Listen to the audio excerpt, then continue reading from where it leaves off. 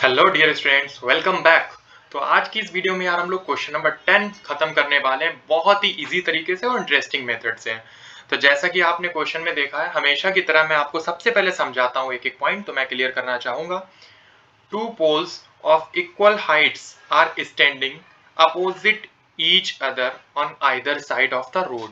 देखो क्या मतलब हुआ इसका सिंपल मतलब ये, जैसा कि आप फिगर में देख रहे हो, यहाँ पे मैंने बना रखा आपके लिए दो पोल है, एक पोल 1 है एक पोल 2 है, ठीक है।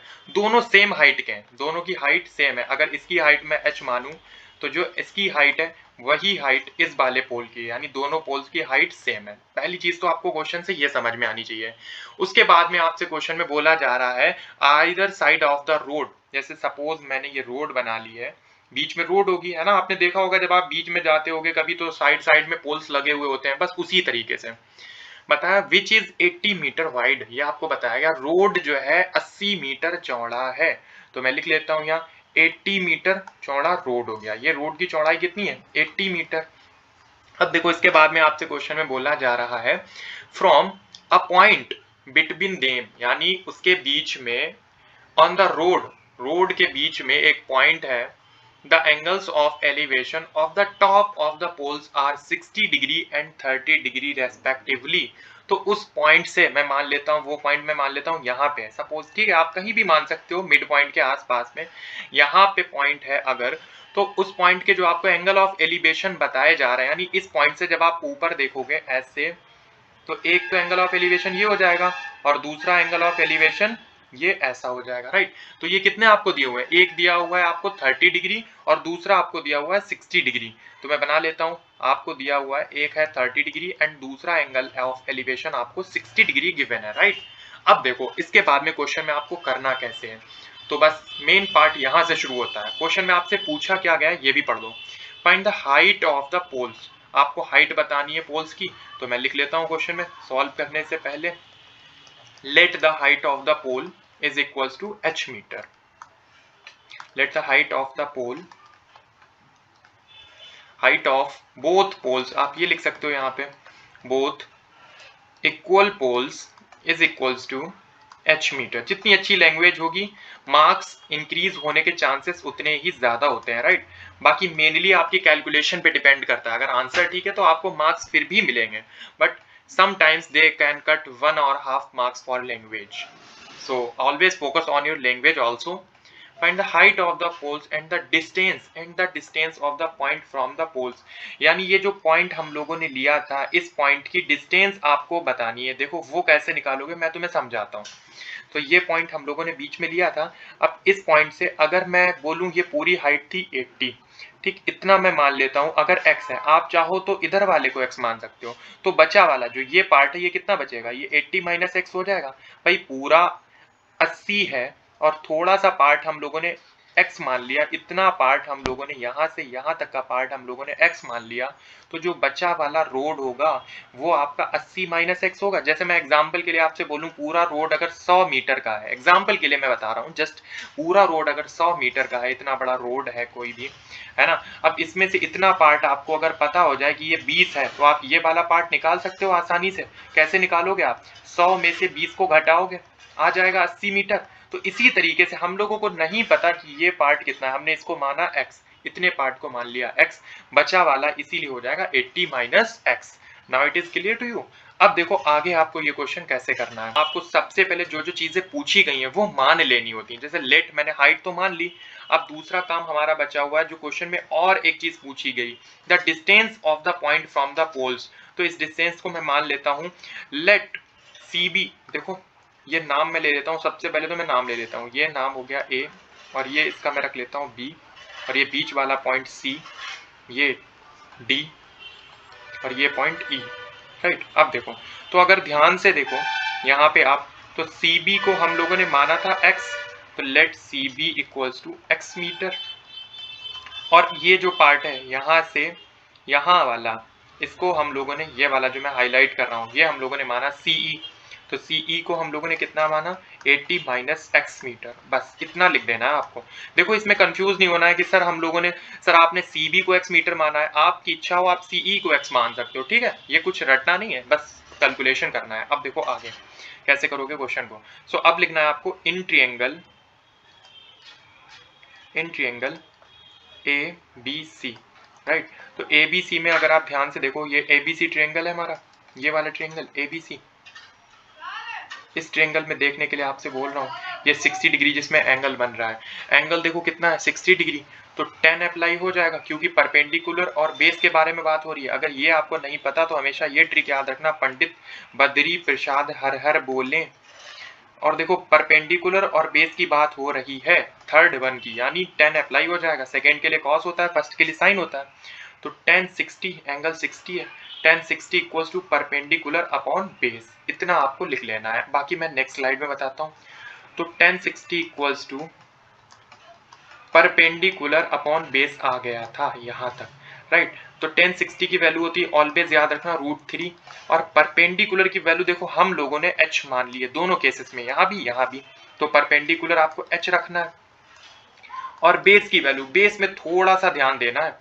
देखो ये वाला ट्रायंगल हम लोग देख रहे हैं, राइट। मैं फिर से हाईलाइट कर देता हूँ, छोटा वाला ट्रायंगल जिसमें एंगल 60 डिग्री फॉर्म हो रहा है, ये वाला ट्रायंगल हम लोग देख रहे हैं, ठीक। ये चीज में कंफ्यूजन नहीं होनी चाहिए, ऐसा ना हो बेस आप वाला पुट कर दो तो गलत हो जाएगा।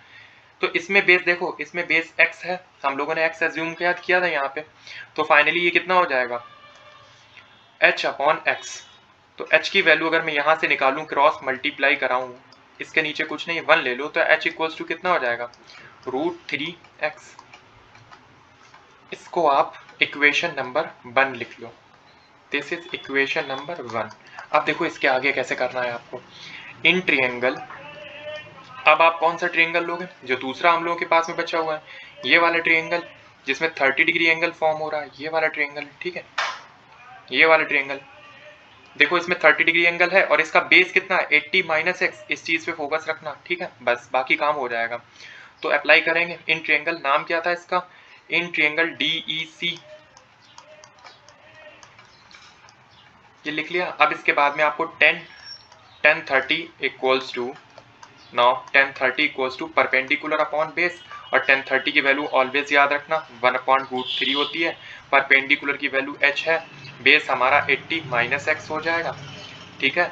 अब यहाँ पे भी आपको क्रॉस मल्टीप्लीकेशन कर लेना है, 1 का मल्टीप्लाई 80 माइनस एक्स के साथ, h का मल्टीप्लाई √3 के साथ। तो h का मल्टीप्लाई जब आप √3 के साथ करोगे, मैं इस चीज को यहाँ पे लिख देता हूँ, h का मल्टीप्लाई जब आप √3 के साथ करोगे तो ये कितना हो जाएगा √3h, और इक्वल्स टू में 1 का मल्टीप्लाई 80 माइनस एक्स के साथ, तो वो 80 माइनस एक्स ही रहेगा, इसको ब्रैकेट में ही बंद कर लेते हैं। अब देखो h की value, by putting the value of h from equation first, ये लाइन भी एग्जाम में लिख देना, by putting the value of h from equation first. Equation first में आप देख सकते हो ये है, हम लोगों ने वैल्यू बनाई थी, कितनी थी फ्रॉम इक्वेशन फर्स्ट में, ये शॉर्ट में लिख देता हूँ। तो देखो h की वैल्यू यहाँ पे रखेंगे √3x है, यानी h की जगह पे हम इतना रखेंगे, √3 देखो पहले से है, ठीक है, और h की जगह पे कितना रखना है √3x, मैं रख देता हूँ, तो into √3x, okay, equals to 80 minus x. अब देखो √3 के साथ में जब मल्टीप्लाई आप कराओगे तो ये 3 बन जाएगा, और ये x हो जाएगा, इक्वल्स टू 80 माइनस एक्स। अब ये x इधर माइनस का है, इस x को आप इधर ले आओ, इक्वल के इधर ट्रांसफर करोगे, यानी x वालों को पास 3x माइनस का x है, इधर आएगा प्लस का हो जाएगा, प्लस का x इक्वल्स टू 80, तो ये कितना हो जाएगा 4x इक्वल्स टू 80। तो x की वैल्यू कितनी आ जाएगी यहाँ से 80/4 जब आप करोगे तो कितना आएगा 4 2 80, यानी x की वैल्यू यहाँ से निकल के आएगी 20 मीटर, ठीक। ये x की वैल्यू आ गई। एक्चुअल में x क्या था, देखो मैंने लिखाया था स्टार्टिंग में ही ताकि प्रॉब्लम ना हो, CB equals to x metre. CB क्या था, distance from the points of the poles, ठीक। तो जो डिस्टेंस आपसे पूछी जा रही थी, the distances of the point from the poles, तो सबसे पहले लिख दो डिस्टेंस हम लोगों ने क्या क्या मानी थी, एक x थी, एक 80 माइनस एक्स थी। तो सबसे पहले आप ये लाइन लिख सकते हो, देखो ये लिखने का तरीका सीख लेना, the distances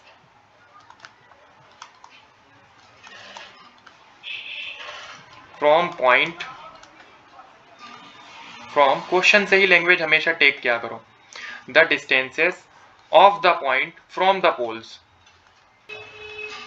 the distances of the point from the poles हम लोगों ने स्टार्टिंग में क्वेश्चन में एज्यूम कितना करा था, एक तो माना था x मीटर और दूसरा हम लोगों ने एज्यूम किया था, कॉमा लगा के मैं दूसरी डिस्टेंस लिख देता हूँ 80 माइनस एक्स। इन दोनों में हम x की वैल्यू पुट कर देंगे तो x की वैल्यू एक तो डायरेक्टली 20 हो जाएगी और दूसरी 80 माइनस 20 आप जब करोगे तो ये फाइनली कितना आ जाएगा 20 मीटर कॉमा इसको सब्ट्रैक्ट करोगे 60 मीटर, ये आंसर हो जाएगा आपका, राइट। और हाइट भी आपको बतानी थी, and height of poles is equals to height of both poles is equals to h metre था, ठीक है। तो h की वैल्यू कितनी आई थी, h की वैल्यू हम लोगों ने निकाली थी √3x। देखो मैं दिखा देता हूँ आपको, जस्ट मूव करके पीछे, ये देखो h इक्वल्स टू √3x था, यहाँ पे वैल्यू पुट कर दो तो h की वैल्यू जस्ट अभी हम लोगों ने x की वैल्यू 20 फाइंड की है, x की वैल्यू देखो 20 आई है, ये 20, तो x की वैल्यू यहाँ पे फाइंड कर देंगे तो h इक्वल्स टू कितना आ जाएगा, then h equals to √3 into 20, x की वैल्यू पुट कर दी जस्ट 20 और कुछ नहीं किया, तो h इक्वल्स टू 20√3 मीटर, ये आपकी हाइट ऑफ पोल हो गया, ठीक। तो ये आपका आंसर हो गया, एक ये आंसर है और दूसरा ये आंसर है, right. Now it is clear to you. अगर कोई भी डाउट हो तो आप कमेंट सेक्शन में पूछ सकते हो या आप इंस्टाग्राम पे भी मुझसे पूछ सकते हो। Okay, so now I am going to tell you question number 11, very interesting question. देखो कैसे करोगे, मैं इसमें भी एक एक पॉइंट आपको बताने वाला हूँ, राइट। सो क्वेश्चन में आपसे बोला जा रहा है अ टीवी टावर, एक टीवी टावर है, जैसा कि आप फिगर में देख सकते हो ये टीवी टावर है, ठीक है। स्टैंड्स वर्टिकली खड़ा हुआ है, वर्टिकली का मतलब होता है सीधा, ठीक है। On a bank of a canal, canal का मतलब होता है नहर, बाकी अगर आप नहर नहीं भी जानते हो तो आप रिवर की तरह एज्यूम कर सकते हो, है ना।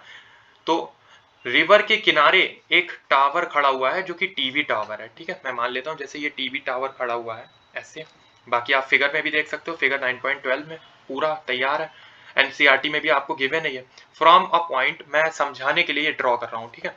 From a point on the other bank directly opposite to the tower, मतलब दूसरे किनारे पे है ना, दूसरे किनारे पे, यहाँ पे ये एक किनारा है, जस्ट यहाँ पे मैं मान लेता हूँ जैसे ये कैनाल का एक किनारा है और ये कैनाल का दूसरा किनारा है, भाई दो किनारे होंगे ना, रिवर के भी दो ही किनारे होते हैं, दो किनारे होंगे, तो एक किनारे पे तो टावर खड़ा हुआ है, टीवी का टावर, दूसरे किनारे पे आपसे देखो क्या बोला गया, on the other bank directly opposite to the tower, जो कि अपोजिट है टावर के, ठीक है, मैंने अपोजिट बना लिया। The angle of elevation of the top of the tower is 60 degree, जो टावर का टॉप है यहां से इस किनारे का एंगल कितना बन रहा है 60 डिग्री, तो मैं ये 60 डिग्री बना लेता हूं। इसके बाद में देखो आपसे क्वेश्चन में क्या बोला गया, from another point 20 metre away from this point, इसी पॉइंट से, ये जो पॉइंट था इसी पॉइंट से 20 मीटर दूर, इसी पॉइंट से 20 मीटर दूर on the line joining the point two the foot of the tower, जो कि लाइन ज्वाइन करे फुट ऑफ द टावर को, मतलब उसी लाइन में होना चाहिए, ऊपर नीचे नहीं होना चाहिए, देखो उसी लाइन में मैं ड्रॉ कर रहा हूँ, ठीक है। 20 मीटर अवे, ये डिस्टेंस आपको कितनी बताई गई 20 मीटर, ओके। इसके बाद में देखो क्वेश्चन में क्या बोला जा रहा है, the angle of elevation of the tower is 30 degree, अब एंगल कितना हो जाता है 30 डिग्री, ये एंगल हो जाता है 30 डिग्री। क्वेश्चन में कुछ नहीं होता है यार, एक एक चीज पढ़ते जाओ और करते जाओ, हमेशा ये फिगर किसी का कॉपी मत करना, क्वेश्चन को पढ़ो और समझने की कोशिश करो कि ये फिगर ऐसा ही क्यों बन रहा है, बस अगर ये चीज तुमने सीख ली तो इजीली तुम क्वेश्चन को करने लगोगे। मैंने जितने भी क्वेश्चन कराए फिगर पे हमेशा बहुत फोकस दिया है, भले क्वेश्चन में स्टार्टिंग में टाइम ज्यादा लगे बट मैं क्वेश्चन को बहुत डीपली समझाता हूँ, इसीलिए ताकि क्वेश्चन आप सीख जाओ, राइट। सी फिगर 9.12, आप फिगर 9.12 को देख सकते हो, एनसीईआरटी में बना हुआ है, लेकिन फिर भी मैंने आपको दोबारा बना के पूरा प्रॉपर एक एक पॉइंट समझाया, बिकॉज अगर एग्जाम में ये आपको ना दिया जाए तो आप क्या करोगे, तो फिगर बनाना आपको सीखना पड़ेगा, ठीक है। Find the height of the tower and width of the canal, तो आपको हाइट बतानी है टावर की, यानी ये हाइट में मान लेता हूँ h, ठीक है, और आपको क्या बताना है कैनाल की विथ, कैनाल की चौड़ाई। तो देखो कंफ्यूज नहीं होना है, कैनाल हमारी ये थी, ठीक, इसको कैनाल मत समझ लेना, ये कैनाल नहीं है, मैं हाईलाइट कर देता हूँ इस चीज को, कैनाल ये है, इसकी हाइट बतानी है आपको, इसकी विथ बतानी है आपको, ठीक। मैं एज्यूम कर लेता हूँ ये x मीटर है, मैं इसको x मीटर एज्यूम कर लेता हूँ। अब देखो आगे आप कैसे करोगे, तो सबसे पहले तो आप लिख दिया करो क्वेश्चन में, लेट द हाइट, सबसे पहले आप क्वेश्चन में, अब मैं इस फिगर को इरेज कर दूं कोई दिक्कत तो नहीं, मैं यहाँ पे ये x लिख देता हूँ, ठीक है, ये x मीटर हो गया। और क्वेश्चन को आपको नोट कैसे करना है एग्जाम में, है ना, अच्छे तरीके से देखो। तो सबसे पहले आपको क्वेश्चन को सॉल्व करने के लिए आपको लिखना होगा जो क्वेश्चन में पूछा जा रहा है उसको एज्यूम कर लिया करो। तो लिखो let the height of the tower is equals to h metre. अगर आपको यहाँ पे ये शो नहीं हो रहा तो मैं नीचे लिख देता हूँ इक्वल्स टू h मीटर। ये आपने एज्यूम कर लिया, ठीक है। अब इसके बाद में देखो आपको क्या करना है। पहली चीज तो हमसे हाइट पूछी गई थी तो मैंने हाइट को एज्यूम कर लिया। दूसरा आपसे पूछा गया विड्थ ऑफ कैनाल, तो विड्थ ऑफ कैनाल को हमने x माना हुआ है, ये देखो। तो मैं ये भी लिख दूंगा and let the width of the canal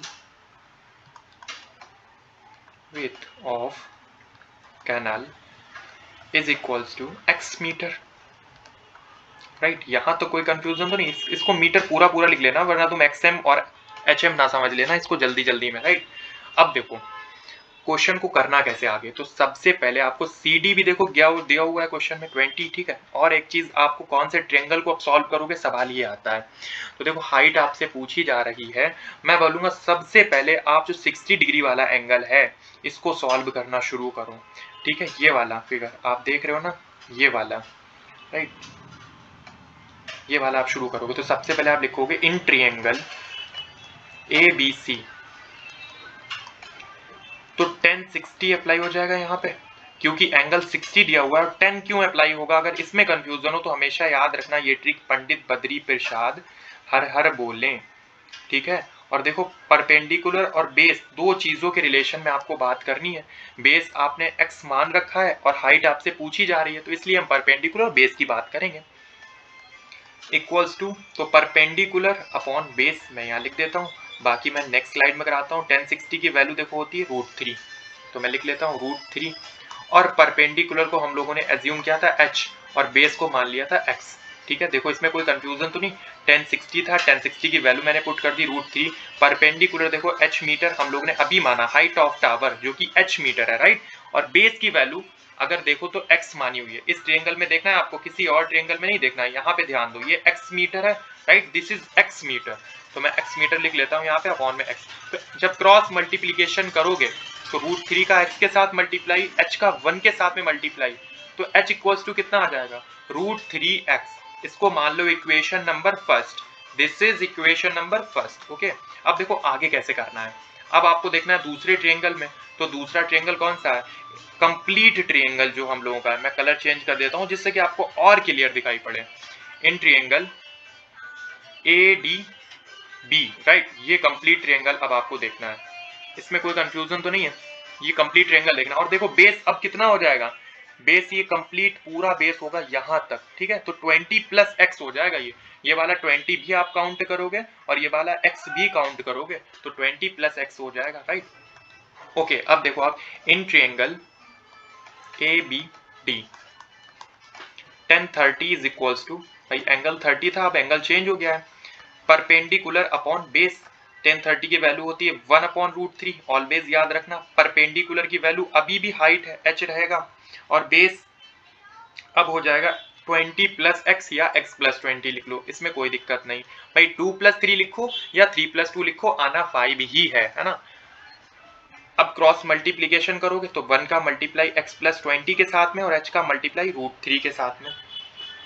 मैं इस चीज को यहाँ पे लिख लेता हूँ, देखो। तो जब h का मल्टीप्लाई आप √3 के साथ में करोगे तो ये हो जाएगा √3h is equals to x + 20। भाई x + 20 का 1 से मल्टीप्लाई होगा, ये ऐसा ही रहेगा। अब आप ये वैल्यू h की वैल्यू पुट कर सकते हो यहाँ से, तो यहाँ पे आप एक लाइन लिख दोगे, by putting the value of h from equation first, by putting the value of h from equation first. ये लाइन आपको लिख देनी है, राइट। इसके बाद में आप वैल्यू पुट कर दोगे। √3 देखो पहले से था, मैंने लिख लिया। h की वैल्यू अब मैं लिखूंगा, तो h की वैल्यू फिर से एक √3 आएगा क्योंकि उसमें √3 है, x इक्वल्स टू x + 20, ठीक है। इन दोनों का जब आप मल्टीप्लाई कराओगे तो ये 3 बन जाएगा equals to x, 3x equals to x + 20। ये चीज पे आपको फोकस करना, हमेशा याद रखना, जब दो रूट का आपस में मल्टीप्लाई होता है तो रूट हट जाता है, ठीक है। अब ये x देखो इधर प्लस का, इधर आएगा तो ये माइनस का हो जाएगा, तो 3x - x इक्वल्स टू 20। ये बचेगा 2x, 3x में से 2x घटाओगे तो 2x बचेगा ना 20। तो x की वैल्यू कितनी आएगी, यहाँ से 2 डिवाइड में जाएगा तो 20/2, तो फाइनली कट करोगे इसको तो कितना आएगा, x इक्वल्स टू 10 मीटर। ठीक है, अब देखो ये x की वैल्यू आई है, x एक्चुअल में क्या था, तो इसीलिए मैं शुरू में लिखाता हूँ जिससे कि आपको याद रहे, the width of the canal is equals to x metre. तो विड्थ जो थी कैनाल की, जो देखो हम लोगों ने एज्यूम की थी, ये कितनी थी, x मीटर। तो अब आप आंसर में लिख सकते हो, देन विड्थ ऑफ कैनाल, जो कैनाल की चौड़ाई है वो कितनी है, canal is equals to 10 metre. Okay, ये अभी देखो x की वैल्यू जस्ट हम लोगों ने फाइंड की, तो x की वैल्यू 10 मीटर आई हुई है, और x एक्चुअल में क्या था, अगर ये भूल जाओ तो याद रखना, x हमारा विड्थ ऑफ कैनाल था, यानी विड्थ ऑफ कैनाल की वैल्यू x थी और x की वैल्यू 10 निकाली है, तो हमारा विड्थ ऑफ कैनाल कितना हो जाएगा, 10 मीटर। हाइट कितनी हो जाएगी, height is equals to, height आपसे पूछा जा रहा था हाइट ऑफ टावर कितना हो जाएगा, तो हाइट ऑफ टावर हम लोगों ने एज्यूम किया था h एज्यूम किया था, और h एक्चुअल में क्या था, h इक्वल्स टू √3x, ये रिलेशन हम लोगों ने फाइंड किया था, यहाँ पे वैल्यू रख देंगे। देखो ये रिलेशन फाइंड किया था, h इक्वल्स टू √3x, यहाँ पे वैल्यू रख देंगे x की, तो h इक्वल्स टू कितना आ जाएगा, √3 × 10, ठीक है, या h equals to 10√3 metre. This is your complete solution. Okay, अगर कोई भी कंफ्यूजन हो तो आप कमेंट बॉक्स में पूछ सकते हो, बाकी नेक्स्ट वीडियो अवेलेबल है, आप लिंक डिस्क्रिप्शन में भी मिलेगी, और इससे पहले का अगर आपका कोई क्वेश्चन छूटा हो तो आप इजीली देख सकते हो, पूरी प्लेलिस्ट अवेलेबल है, फुल सॉल्यूशन कंप्लीट चैप्टर का सम एप्लीकेशंस ऑफ ट्रिग्नोमेट्री मैंने अपलोड कर दिया है, बहुत ही इंटरेस्टिंग मेथड के साथ में, जहां पे एनिमेशन की जरूरत थी मैंने एनिमेशन भी डाल रखा है, फिगर भी डाल रखे हैं, जिससे कि आपको क्लियरिटी आ सके। ठीक है, और कोई भी अगर फिर भी आपको कंफ्यूजन रहती है तो आप मुझसे इंस्टाग्राम पे डायरेक्टली पर्सनली पूछ सकते हो। Okay, thank you.